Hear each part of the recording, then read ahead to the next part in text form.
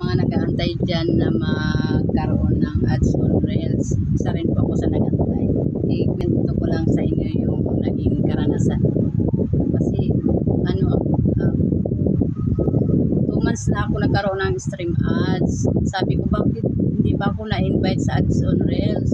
Hindi kagabi, bago ako natulog, binisita ko yung mga reels ko doon sa mga last year pa, July, yung mga upload ko sa July. Hala, nakita ko, dami ako copyright. 12 yata mga copyright. Yung mga video ko na nilagyan ko ng mga music, mga nakamute. Di, hala, isa-isa ko. Ibalik-balik ako. Pinag-delete ko 12 yata na video yung mga na-delete ko. Pero sinip ko muna sa cellphone ko, sa gallery, kasi pwede ko ulit i-upload ko na lang. Pwede ko lapatan na lang ulit ng ibang music, or i-ano ko na lang, voice over ko na lang. Kasi sayang, di ba, memories ko yun sa nang umuwi ako ng Leyte. Mga July, August pa yun din ang mga video. Naka-copyright siya. Nilinis ko lahat ng mga ano, hindi ako nang hinayang i-delete siya kahit may mga viewers na siya. Views pala. Hala, kanina pagising ko, yun agad na bumungad sa akin. Pag open ko ng professional mode ko, sit up ko na daw yung Reels, ads on Reels ko, diba? Nakakatuwa. Ganun lang po gawin nyo. Yung tingnan nyo po yung mga ads, ay mga Reels nyo ng mga, kahit mga last year pa, linisin nyo po.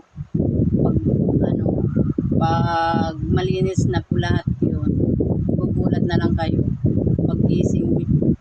Kasi ako nagugulat din ako, di ba, nakakatuwa, nadagdagan yung views. Ganun lang po, tip ko lang po yun sa mga nag-aantay na ma-invite sa ads on Reels. Ganun lang pala po yun. Yung linisin nyo lang po yung mga Reels na upload nyo. Yung mga nakamute, i-delete nyo na lang po. O kaya kung gusto nyo po i-upload, i-ano